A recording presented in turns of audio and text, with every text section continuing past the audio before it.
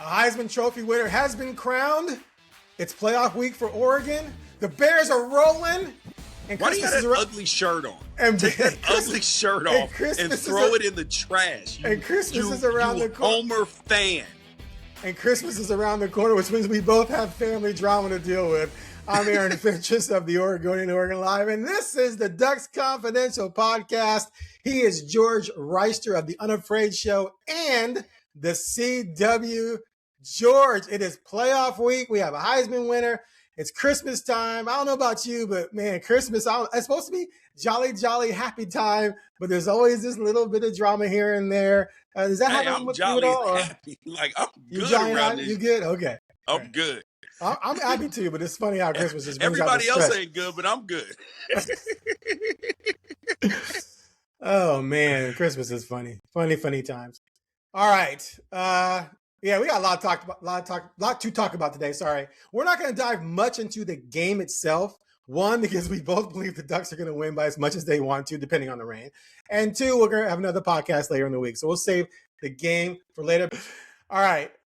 Okay, Oregon's the new coordinators.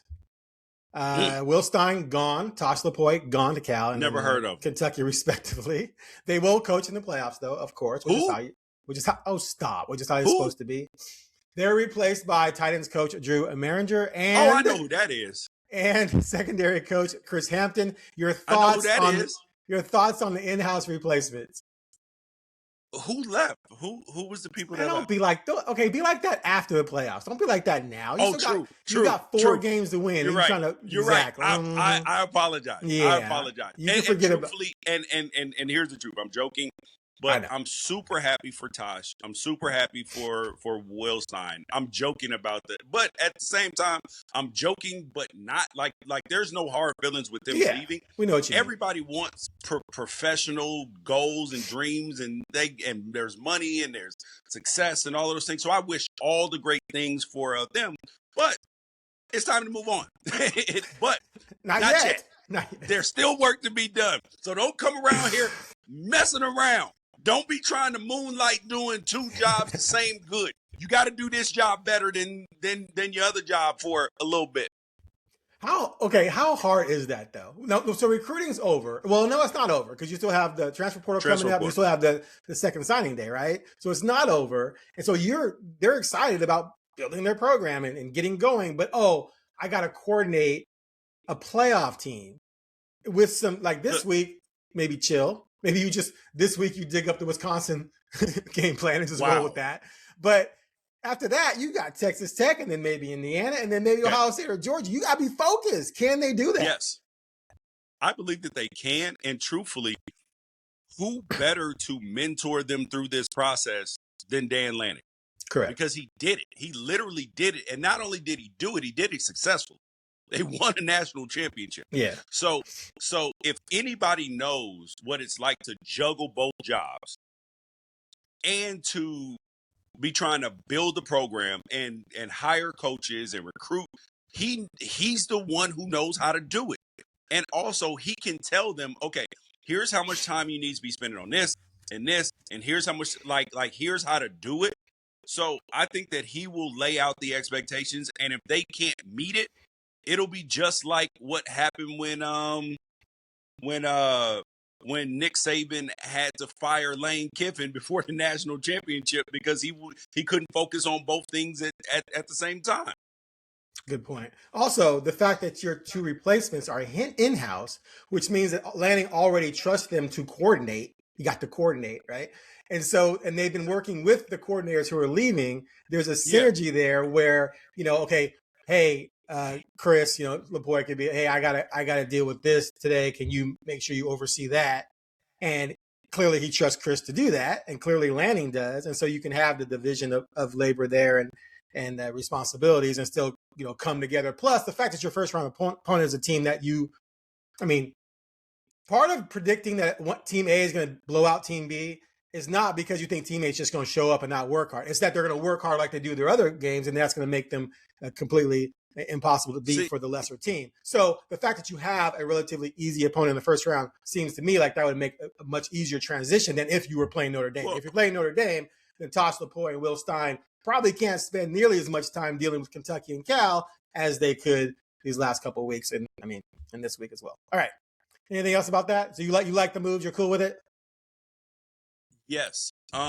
So I believe that you're right that it's probably going to make it better that they're in-house, because Lanning has probably been preparing them for this for a minute, especially Right. once all these coaching jobs open. He's like, I'm probably going to lose both of these dudes. Right. You know what I mean? So he's probably been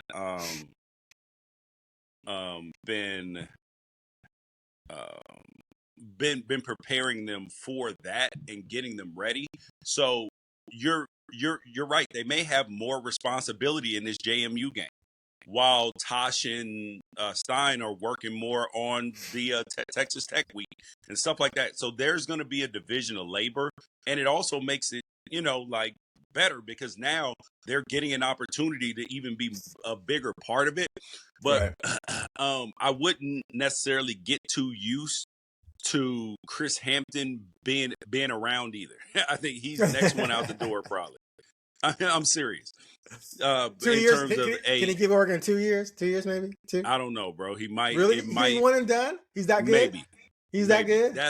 No. Well, he's co-head coach already, and people believe that he's kind of next up in that line of head coaches. I know he's interviewed. I think he interviewed for him, like Samples has interviewed for, I think, Sam Houston State, and other people have interviewed in different places. Okay. So yeah. You got a text. Yeah. I can tell you pause and glance at your phone and you're like, and your wheels were turning, trying to get back on track. Oh, now he's grabbing his head. Okay, let's move on to the next topic. I'll give you a couple seconds as I intro it. All right. So we're going to talk about just the buzz around this game, or lack thereof. So look, everyone, I think, to a person would agree that if this were Notre Dame or Bama, the electricity would be just off the charts. So I actually wrote a story that I published today on the logistics of operating a playoff game, which is not much different for Oregon than any other game. Like, been there, done that. There's a few tweaks they have to make that the CFP requires, but they've had a year and a half to plan that, because that stuff was passed out to teams last year, and Oregon was prepping last year just in case they were going to host, but then Oregon beat Penn State, so they didn't have to host. So Oregon, as professional as that place is, and as many big games as they've had, playoff game, whatever.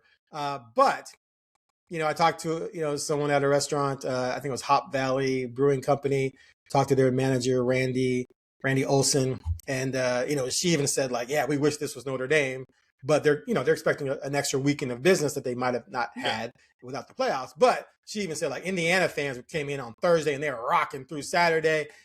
She expects JMU fans to probably do the same. But they're of course, for sure going to show up. They're going to show. It is like when in the NCAA tournament, teams that don't normally make it, bro, their fans show up in droves. Exactly. They're like, we don't know when this is going to happen again, and what if?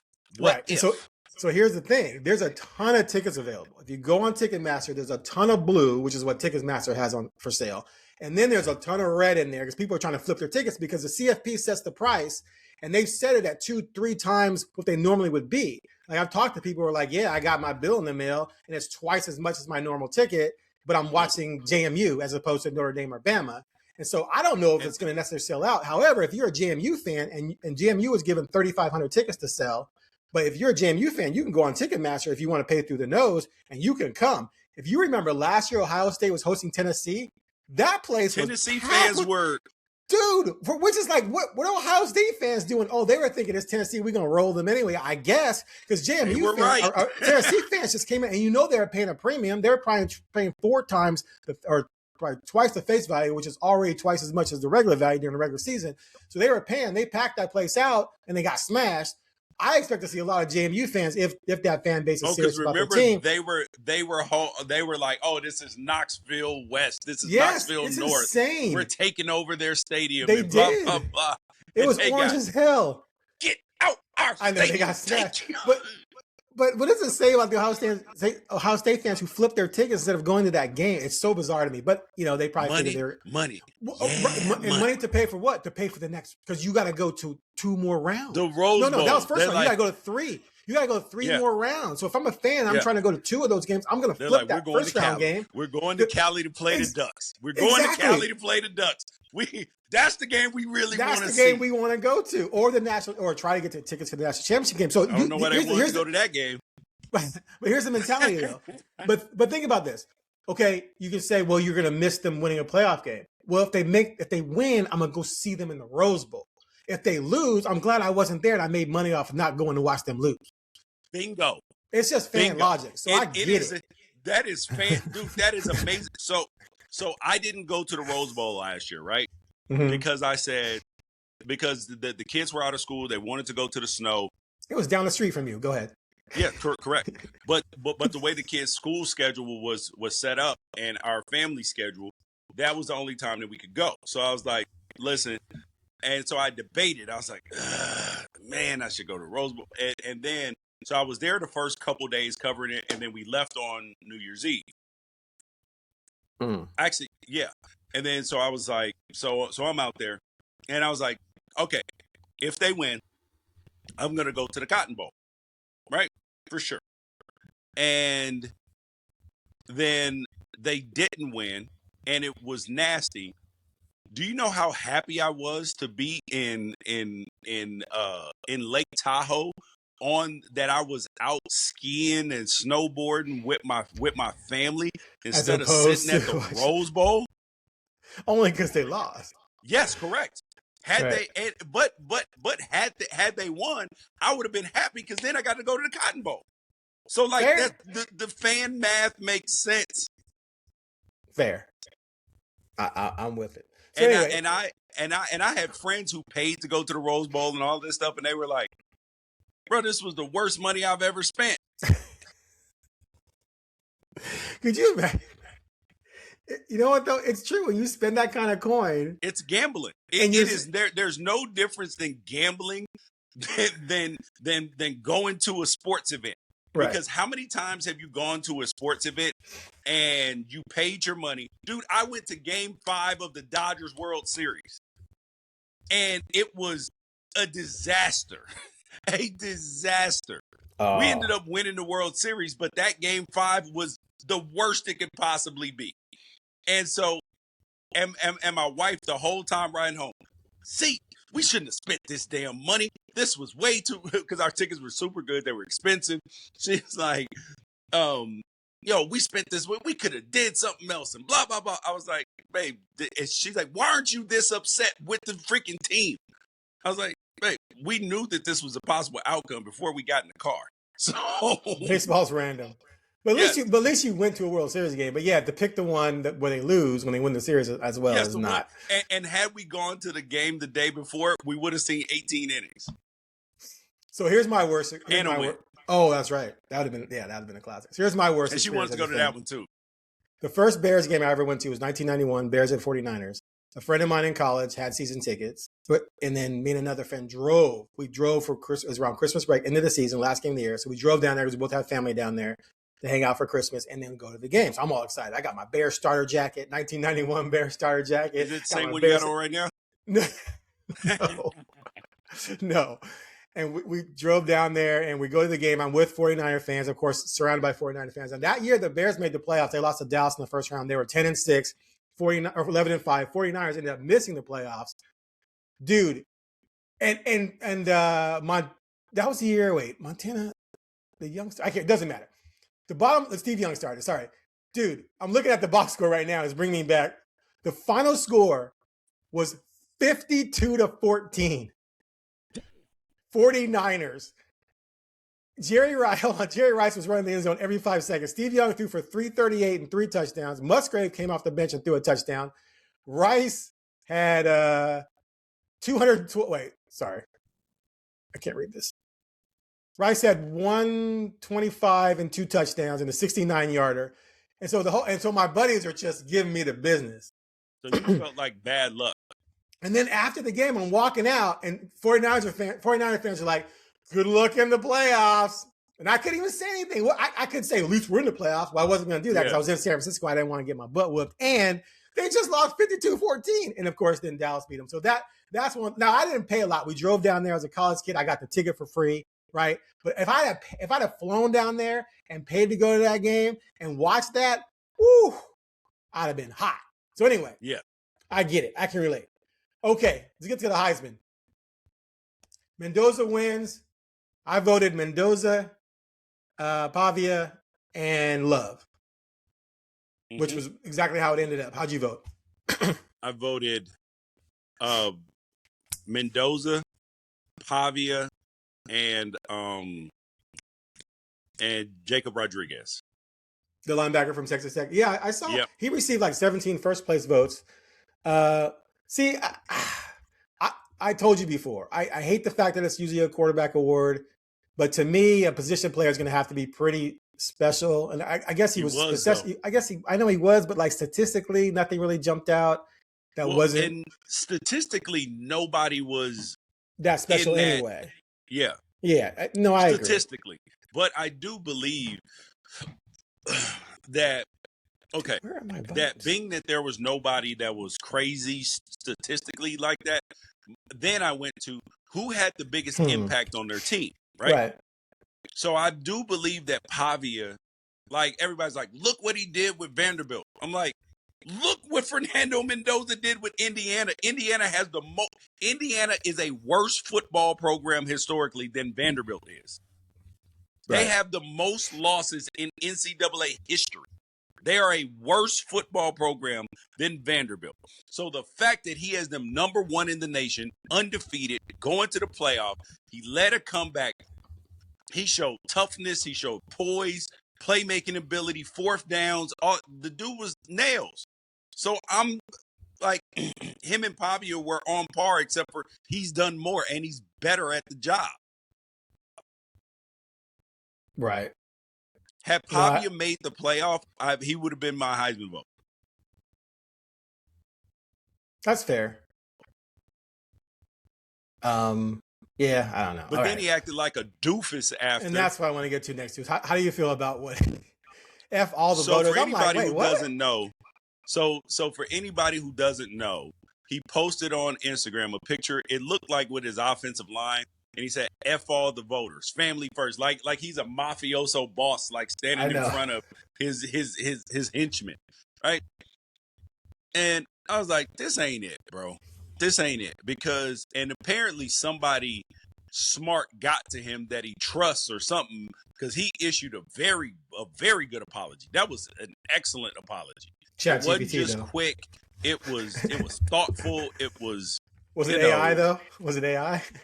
A lot of people. Some people put it into an AI registered, and it put out that it sounded like AI or something, or it graded out mostly AI. But of whatever. Course, they probably put it through. I don't care about that. Yeah, I don't care. You want to polish it, you know? Yeah, that's fine. I don't have a problem. Yeah, it was a good apology. Yeah, and I felt like but it was on par for him. He's an emotional basket case. Like he'll his emotions will get the best of him at times, but you can't say F all voters, because these are the same voters that are going to have to vote you into.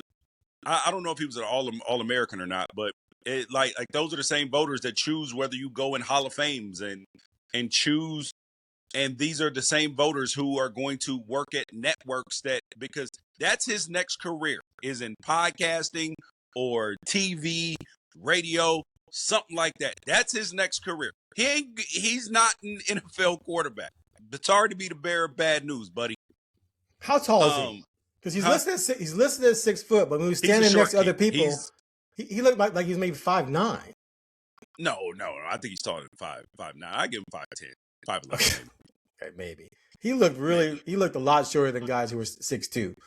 Is what I'm saying. Yeah, he did. But so to your point about voters, Aaron Taylor from CBS, he was on TV saying it should be Pavia. And then after Pavia trashed voters, he tweeted out, I guess maybe I was wrong. So there's a great example right there. You losing an ally. And these are the same people that are gonna be in some way directly impacted. You're going to be directly impacted by their thoughts about you, because they might be like, if they're choosing new So like, let's say that CBS, if that show with new Heisel and him, that they're looking for somebody new, then what are they gonna say? And what are they gonna say if they're like, yo, what do you guys think about Pavia? Nah, bro, I don't really want to work with him. Yeah. That's all it takes. Or if they're like, yeah, man, he seems like a cool dude. He's entertaining. Let's give him a shot. I will say this though: if you look on TV, there's a lot of people with TV jobs who had checkered histories. Yes, and so people can overcome it. I think he can overcome it. And his apology was quick enough to where it wasn't going to do.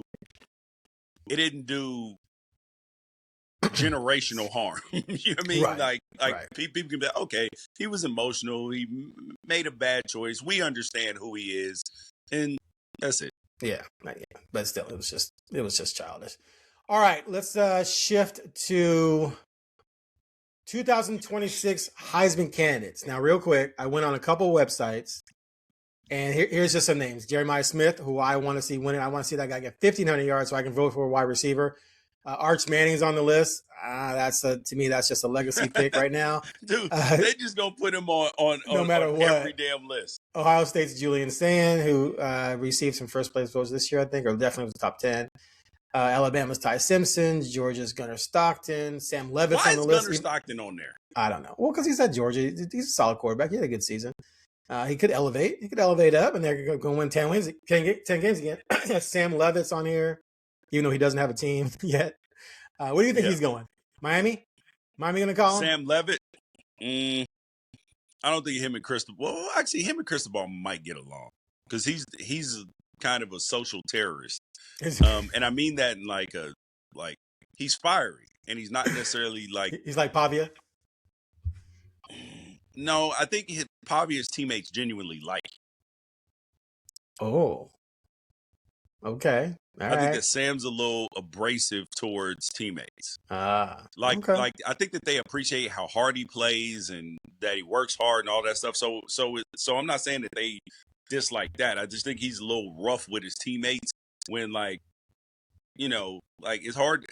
Okay, when I got drafted with Byron Leftwich. Mm-hmm. I like B Left. But the issue that players had with B Left was that he wanted to hold people to a standard of here, but he didn't hold himself to that same standard. But yes, he did expect high level of play out of himself. So I'm not saying that. It was just more being critical of people when you still making some little bitty errors. You know what I mean? Right. And you gotta get yourself up to here where you're eliminating this level of errors, and then you can be, hey, yo, you got to come up here. Right. You can't be on the same error level, and you can't criticize a receiver's route when your footwork was off, which led to a pass that went over the receiver's head. Yes, right, correct.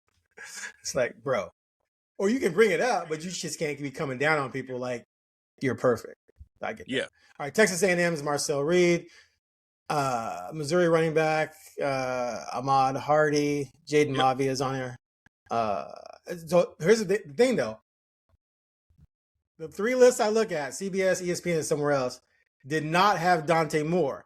And I don't believe that's because no one thinks he would be a candidate. It's almost because it seems like because people just assume he's leaving. Assume he's leaving. Now, and I can tell you that Oregon has made a very, very aggressive offer to him. Very aggressive. So Mel Kiper has him as the number one quarterback in the draft. Okay. I believe. I haven't looked at some report. Yeah, he does. He just put out his list. So if he's top 5, if he's top 10, how do you not go? Because first of all, the amount of money that he would be getting to come back it's not more than the guaranteed $28-30 million he's going to get from the NFL. No. Plus you get to your next contract quicker. Yes, that. However, getting to your next contract is harder because he needs more reps. He needs more reps. I agree. I think that he will make himself an additional 3, guarantee that he gets to be a second contract guy by coming back. So, he'll make himself $300 million by postponing $20 million. You see what I'm saying? I mean, you're assuming that if he left early, he wouldn't also do the same thing. But you're saying he'd have a better chance of maximizing his Yes. talent by coming back, which I Correct. agree with, because I just don't feel like he's really done enough to solidify himself He's not as going to being go ready. and be a second-round pick next year because his skill set translates. Right, You 100%. see what I'm saying? Like 100%. his skill set is good football player. Like his skill set is not, oh man, I'm a runner and I need all of these things to go right for me. No, he's gonna have an offensive line. He's gonna have weapons. He's like, there's nothing to believe that. And then he's gonna be even better. He's accurate. Like that. There's nothing in his game that feels like it's Anthony Richardson where it could get exposed Right. next year. You see what I'm saying? No, I agree. The only thing it's going to do is be better. Right. And look, Mariota would have been a top 10 pick. He came back for that third year as a starter, fourth year with the program. Herbert would have been a first round pick, if not top 10. He came back for a fourth year, or 3.5 years as a starter to refine himself. Dante has one good season under his belt. Definitely would benefit. But, you know. And he doesn't have enough starts. He's only got like 18 starts in his career. Right, exactly. And of course, the big difference is Mariota and Herbert, at least that we know of, weren't being paid to come back. They might have been a little bit, who knows, but nothing like the millions that Dante Moore could get for coming back next season. So look, I don't know the kid like you do. I can't say whether he is or isn't going to come back. I think he would benefit from it, and it's not like he's going to be broke. Right. We got 3 All-Americans, though, AP All-Americans. Do we? Or do you? Sorry. Yep. Who? Emmanuel Pregnon, first team All-American. This just came out? First team. Yep. Okay. Ducks posted it 11 minutes ago. And 29 seconds ago, Kenyon Sadiq and Dylan Thieneman, second team All-American. Okay, so 1 first and 2 second? Yep. Any honorable mentions? They have not posted that yet. They're spreading out the tweets. So of course. They put them out 10 minutes apart. So in 10 minutes, I'll check again. Okay. So we may have an update for honorable mentions, which who could end up an honorable mention? Bryce, Finney. Yep. Did Mateo? He didn't really stand out. I think Tatum could end up all. Tatum Tuioti could. He was phenomenal this year. Oh, candidate, dude. I'm telling you, number 22. Candidate is going to be a very long NFL player. Like, I don't know how long everybody else going to play, but that is an NFL player. A long time. Okay. Yeah. All right. Okay, let's tackle this then. Dante Moore comes back next season. You probably get Puncho back if he comes back. Oh, really? Okay. So Moore comes back. Mm-hmm. Are you calling your shot right now? Finalist, or are you calling he's going to win it? I'm not going to call a win. I'll call finalist. Like, I would feel very confident that if Dante Moore comes back and he starts the season and finishes the season, of course, he will be a Heisman finalist. Okay. Because the number one, if he comes back, the Oregon marketing machine for this dude is going to be on. It is going to be on from the time the season is up, like from the time spring ball starts till. Could we see a banner in New York? I don't doubt it. I do. Or somewhere, right? Yes, L.A., New York. It'll be some sort. It'll be like the Duck at Big Ten Media Day. It might be a Dante Moore at Big Ten Media Day thing. Who knows? Let me ask you this: what did you think when Joey's poster went up in New York? Shocked.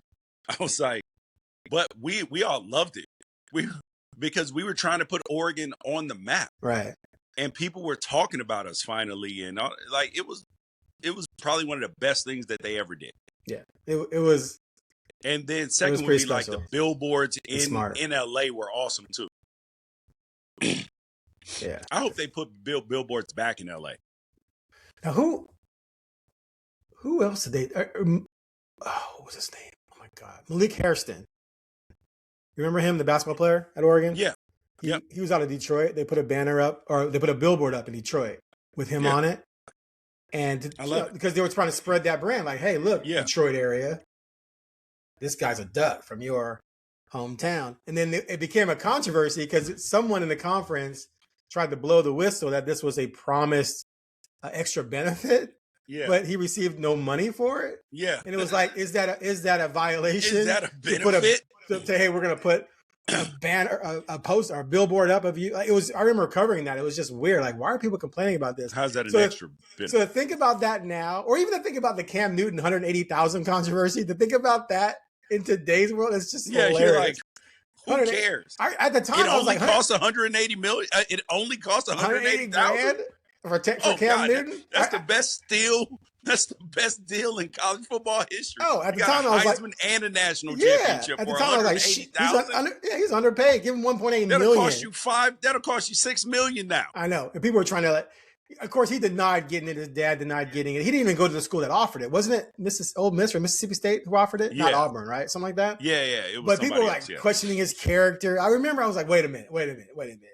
Y'all can get into the weeds with the rules and this if you want to, but Cam Newton's going to bring tens of millions of dollars to Auburn, and to cry that he might have got paid 180,000 is being disingenuous because he's worth 1.8 million at least. And now you look at what's happening today, and it just proves that those kids back then were absolutely robbed. Anyway, all right. So I agree with you. I think Dante, would have everything we saw from him this year will take a tick up in terms of his overall awareness.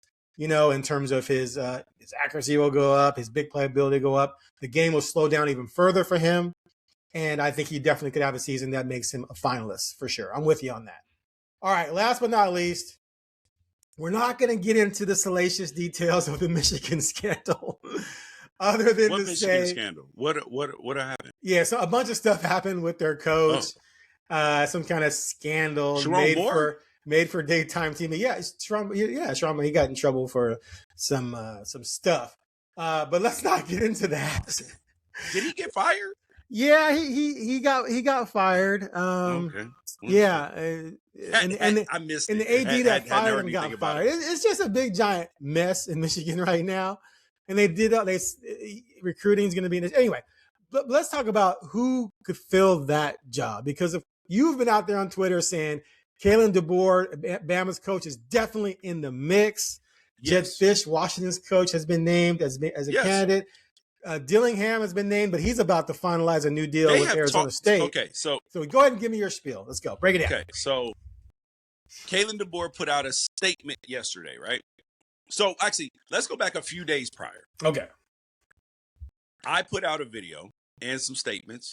I believe that Kalen DeBoer is highly likely to be Michigan's next head coach, but there are a couple other names in the mix, like Clark Lee from Vanderbilt, PJ Fleck from Minnesota, that those two names were in the mix as well. And if not, then expect Jed Fish to be in that conversation as well. All Alabama fans heard was, I think he's highly likely to be the next head coach, right?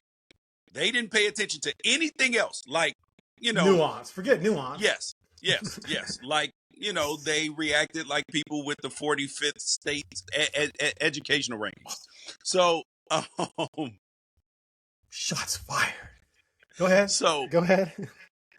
I didn't say that. He did. I said it. So then he comes out with a statement yesterday, and they're like, George, look, he says, I never even talked to anybody. I didn't entertain anybody. I didn't want another job. Bullish.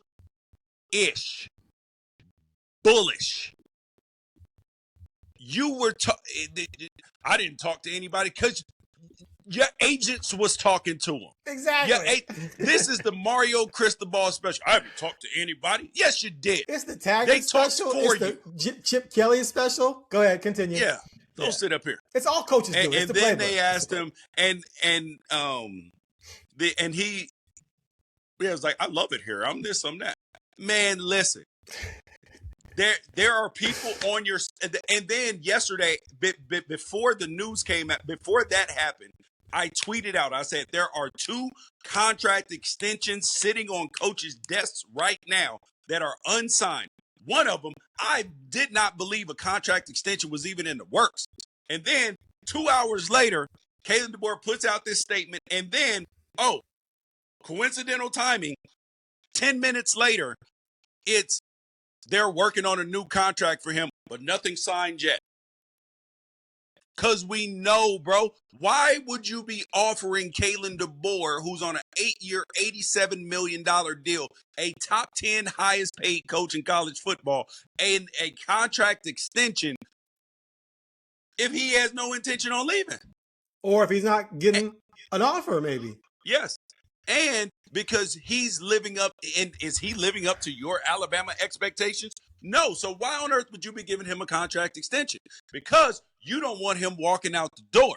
So, but I thought he wasn't entertaining anything. So why are we getting a contract extension? Well, okay. Well, you can also leverage interest as well. Even if you have no intention of leaving, well, you can say, I don't really want to leave, but man, they're talking to me. Y'all got to raise the ante and the team's going to do it. So you have to get after the SEC championship, their fans are on their message board. We need to fire Kalen. Fire Kalen. He sucks. We lost by 21 points. After the Florida State game, this is the same guy that people were talking about. If they win the Powerball, that they're going to donate the $70 million to fire him. So but now all of a sudden, this is the coach that you can't lose. Oh, you're talking. Okay, gotcha. Okay. Stop it, Alabama. This dude, even after that, if they lose to Oklahoma, I expect him, until they say that they have agreed on a contract and it's signed. If they lose to Oklahoma, I fully expect him to go to Michigan. Really? Fully. And partly because Bama would be okay with that, right? Yes. Okay. But Alabama doesn't really want to do that because it's a shallow pool of candidates now. Because now you're the party's over at 10 p.m. and you're showing up at 9:58. Talking about where the party hoping to pull a Matt Campbell out of the hat. So then Lanning to Bama? Yep. That's it. That's the one. Duck fans, they're gonna tell you to be terrified. Alabama's open again. Here comes Dan Lanning. No, he's not. Because his wife doesn't want to be in Tuscaloosa. Because the grass is damn green in Eugene. That's why. And I can see your brain over there working. Ooh, no. I actually hope that hold on. No, listen. Here's what Aaron Fentress hopes. I believe that Aaron Fentress hopes that this happens just to see what happens. He doesn't have a vet. He would rather Dan Lanning not leave. I 100% believe that. But he wants to have his theory pressure tested. That's what he wants. He wants to see what happens if Alabama opens, and he didn't believe that Dan Lanning was the first call last time, despite me telling him that. And now he wants to see it pressure tested, because where else could Alabama go? And then his theory would be pressure tested, and he would either have to, and he would be able to say, damn, George, you were right. He stood up to what he said and what you said. Or, see, I told you he'd leave. Am I right or am I wrong, Aaron? You are 100% on point. Absolutely. You know me well, George Wrighster. See, there's a difference between what I want to see happen necessarily and what I sort of believe and predicted, and that sort of that seduction of that coming true. But I've always said there's certain situations I hope I'm wrong, but it's just too often I just am. And I'm 3-0 with coaching stuff at Oregon. So we'll see. We'll see how it goes with Lanning. But the wife thing, look, if his wife is saying, I do not want to go to Tuscaloosa, that's a huge deal. Like, it just, that's a difference maker. That's something that nothing can combat. But it doesn't mean that he wouldn't do it if it wasn't for his wife. Those are two different things. Here's the other thing, Aaron, is that sometimes coaches They lose sight of this because they don't understand. And this is where I believe that Dan understands this era of college football very, very well. Leaving Oregon to go to Alabama, what do you actually gain? Can you sign a better recruiting class? No, not really. Like you can sign the same recruiting class at Oregon as you can at Alabama. Is it a little bit harder? Yes, but it's been proven here. And it's the truth. Like nobody has more 5 stars signed in their class than Oregon. I know, but sometimes the star rankings, there's a difference between a 4-star receiver and another 4. Like Jamar's Chase was a 4-star receiver. The Ducks have had 24-star receivers in the last 20 years, and not one of them comes close to Jamar Chase. He couldn't catch when he first got to school either. So it was appropriately ranked. So I'm not getting into all of that part of it. I'm just saying is that the teams that have the most 5-star kids are in contention for championship. True. So you are leaving to go to Alabama, it only increases your risk because Dan Lanning, and here's the truth, he's got the administration by the short and curlies. Because, and granted, and it's not even like in a bad way, I'm saying is that if he asks for something, he's gonna get it. Right. You know what I mean? There's adoration from the fan base. The sentiment is good. You leave and go to Alabama. Now you're under the every time you lose. Now they want you like it's just not worth. Like the juice ain't worth the squeeze. Right. It'd be different if it was like L.A. or something, and it's somewhere and your family and like for instance like Lincoln Riley, right? He did call about like there were some talks, but he was like nah with like the Penn State situation and stuff like that, right? So, but Lincoln Riley loves living in Los Angeles. He likes living off the cliff in Palos Verdes, seeing the ocean he's that kind of guy. He ain't going to give that up to just go to Auburn. You know what I mean? He's a coastal guy. He likes going out in the sun, being tan, wife being he's a coastal guy. Right. He could survive in Miami, he could survive in, some coastal places. But he ain't a Midwest, that's why he left Oklahoma. He'd rather be on the coast. Right. I will say this. I've always felt that Nick Saban's 7 national titles is a tainted number. It's almost as tainted as Armstrong's 7 Tour de France's because he did a great job. He's a great coach. He did a great job recruiting. But Bama was in a position where basically, if you compare it to the NFL, it's like having 5 first-round picks, 5 second-round picks, and unlimited cap space every year. You should win a bunch of Super Bowls. So again, I'm not taking all credit from him. I'm saying the 7 was ridiculous. The 7 was a program on steroids. You know what it's kind of like, Aaron? What? It's kind of like the Boston Celtics in the 50s and 60s with the champions. With 8 Hall of Famers in the 10-team league. Or UCLA in the 70s. Right. And we all know in college basketball. Right. And we all know they were paying players. Orgeron was just on some podcast joking about it, right? I remember back at the Rose Bowl, the 2011 season Rose Bowl, where D'Anthony Thomas had those 2 long runs when they beat Wisconsin, Russell Wilson's Wisconsin. There was an NFL scout I used to talk to all the time about Ducks, and I met at a tailgate with him and a Dallas Cowboys scout from the South at their little tailgate outside, just a 2-man tailgate. And we were talking shop, and they were talking about players in the SEC being paid. And the Dallas Cowboys scout was like, oh, dude, you have no idea how bad it is down there. And I was like, so was it like Eric Dickerson, SMU? He goes, oh, yeah. He's like, that's nothing. So we all knew that was happening. And that gives you a huge advantage. Plus, Sua Cravens even talks about that now. Yeah, so we knew that was going on. And I'm not going to say Oregon was 100% clean all the time. They might have done little things here and there, who knows. But they weren't doing on that level, I'll tell you. Yeah, they weren't doing that. And so that's an advantage. Plus, the transfer portal made it so guys couldn't just bail without sitting out a year. So you could hoard depth. So you're keeping dudes that are backups who could be playing for someone else and making them better, thus making your schedule tougher. So with the transfer portal and with the NIL, Bama's talent level drops down, which means someone like Oregon elevates up. So from that standpoint, it changes the power dynamic in terms of, and I agree with this. Like for Lanning, if Lanning feels like he can recruit to Oregon the same way he could to Bama, it doesn't make sense for him to leave unless he just has this craving to be at Alabama or be in the SEC.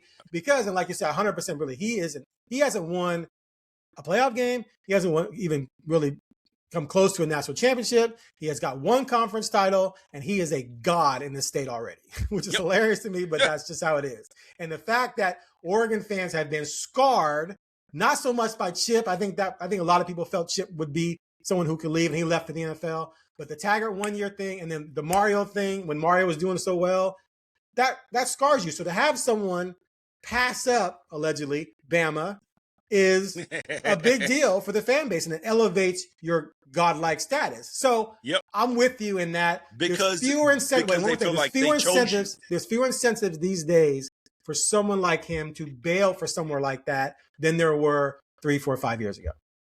Yeah, and the wife. And the reason why, Aaron, is because people feel better when they feel chosen, right?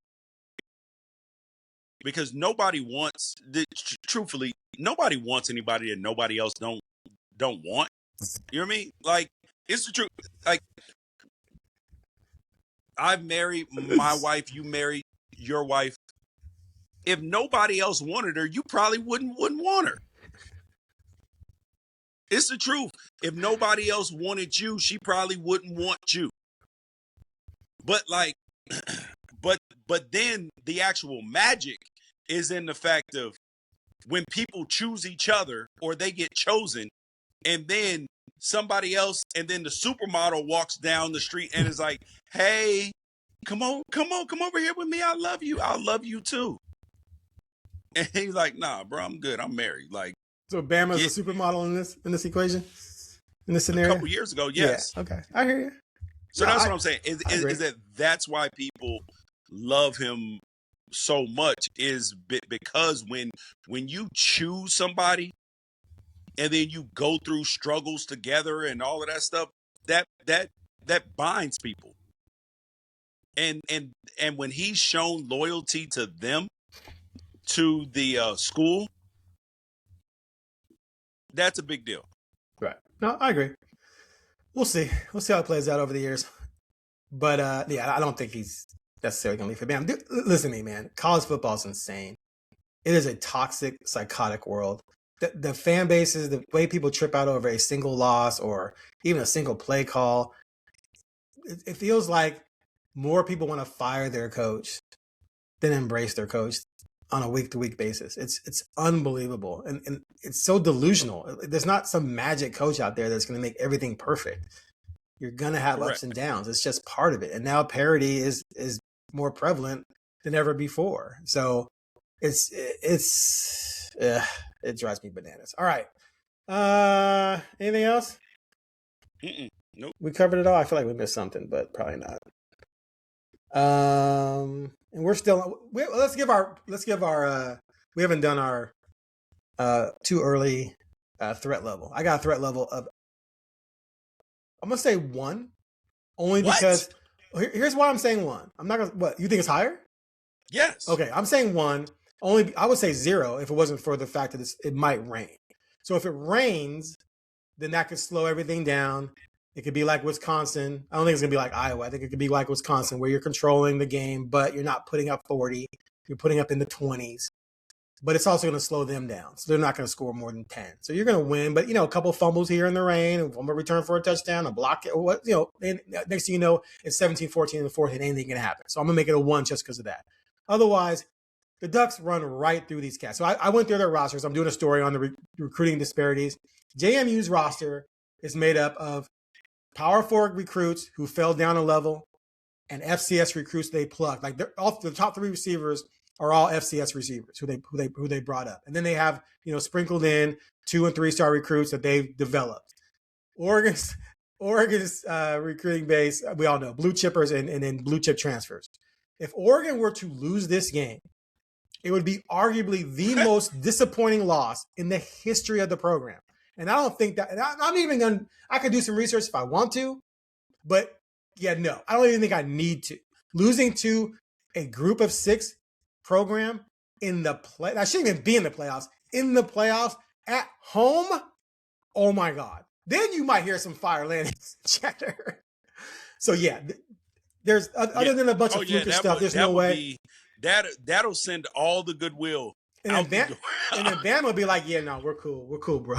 We're cool. We're gonna go with it. Okay, so we can lose to we can keep this guy and lose to Florida State. Exactly. So I'm gonna say if it rains, like considerably, I'm gonna say 30-10. If it doesn't rain, I'm gonna say 44-16, something like that. Aaron, I know you with me. I'm gonna give this a threat level of 3.5. Hater. Oh my God. And people call me the hater. It's on a scale of 1 to 5. Aaron, you're going we have 70% established threat on level. Twitter recently, just so everybody knows, in case anybody doesn't follow us on Twitter, Aaron Fentress has been exposed on Twitter as an Oregon homer. I'm not a homer. I'm just called you that on Twitter. He's been called on Twitter as an Oregon homer. By Husky fans or Beavers fans, they call me a Oregon homer. But hey, man, it's okay. Or Aaron Fentress, I found those tweets hilarious.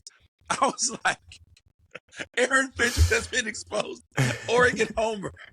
Newsflash. Can you imagine? All Oregon fans.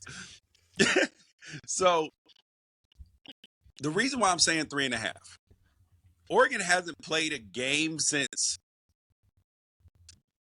they'll be off for 3 weeks. That scares the hell out of me. JMU's been off for 2 weeks. That automatically takes the threat level up 1.5 points just because we've been off for so long.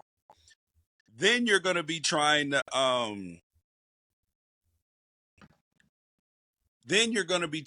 to possibly incorporate some injured guys back into the mix. It's scary, Aaron. It's scary. So, and this JMU team is a good football team. They're dangerous with their quarterback. He runs.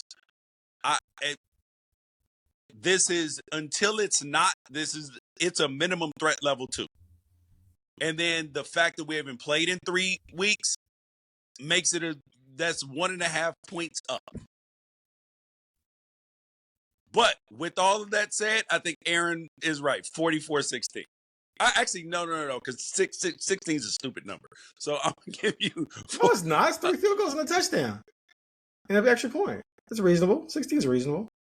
Yeah, but I don't think they go for 3 field goals because they're more likely to have turnovers on downs. They'll go for 2 on their second touchdown and fail. 16. 16 is a very common number.